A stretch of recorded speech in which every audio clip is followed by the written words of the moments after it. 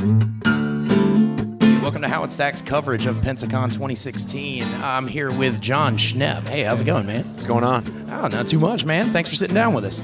Yeah, I'm already sitting, so I figured, you know what? I'll just continue sitting and talk with you. There we go. There are much worse ways to sit down. No, this is great. So yeah, I'm having a good time at Pensacon. It's a really it's amazing. You get off the airport and there's like giant welcome to Stardate, Pensacon. Yeah, there's see, I haven't they actually change been all to the the billboards. airport, It's a pretty cool thing to know that the entire city/town is into the Police event. are directing traffic with lightsabers. Yeah, it's pretty incredible. It's neat. Yeah. It's really cool. So this is your first year at the con, right? Yes, it is. What do you think of this con compared to others? Without This is a very friendly con. Everybody is just excited to have everybody here, and that's for me. That's the high point of being here at Pensacola. Yeah. Was it just everybody's just enjoying what it is to go to a Comic-Con, which is like science fiction, fantasy, horror, being able to buy some cool comic books.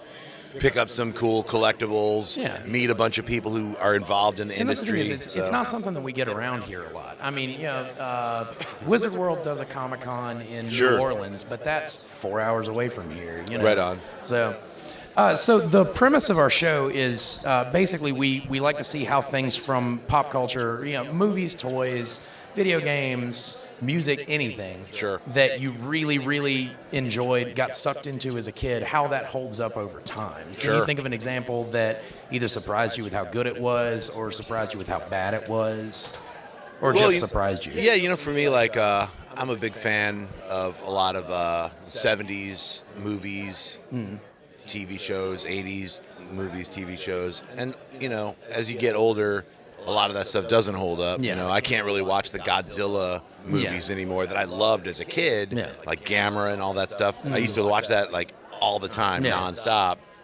And even though I love Godzilla the way he looks, I just can't watch those movies. Yeah.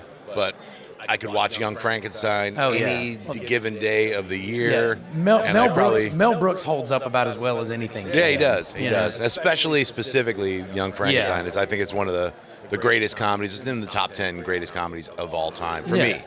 So that's something that really holds up. As far as collectible stuff, I think, it really depends on how old you were when you were a kid and you started getting into stuff like that. I find a movie like The Black Hole, I love that character, Maximilian, the evil, weird red robot.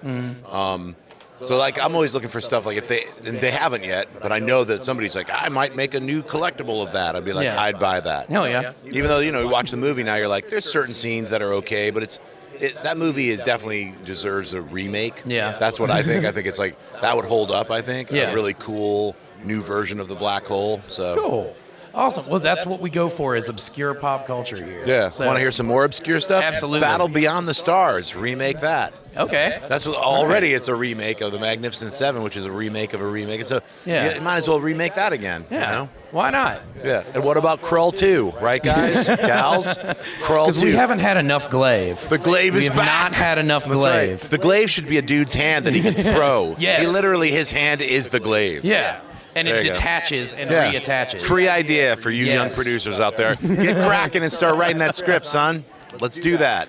All right, well, Krull 2 is happening. Yes. Thanks so much for sitting down with us, Jon. Yeah. I really appreciate it. Hey, let me pimp my stuff. Yeah, absolutely. Check it out. The Death of Superman Lives, What Happened. It's www.tdoslwh.com. I know it's a mouthful, but it's basically The Death of Superman Lives, What Happened. I'm selling my own film. Which is the one that Nicolas Cage, the photo that went viral of him. Right. That's what everybody knew about, and then I made a film that then revealed everything else. Did Kevin Smith write an early script for that? Kevin Smith certainly did. He's on the cover of my DVD. I've heard him. Bam. I thought I heard him talk about it on one of his stand-ups. He talked about this 10 years ago. It was called an interview with A Night with Kevin Smith. Yeah. And I interviewed him. I interviewed Tim Burton. I interviewed everybody who was involved in the project. And check it out if you can. You could rent it at my website. Awesome.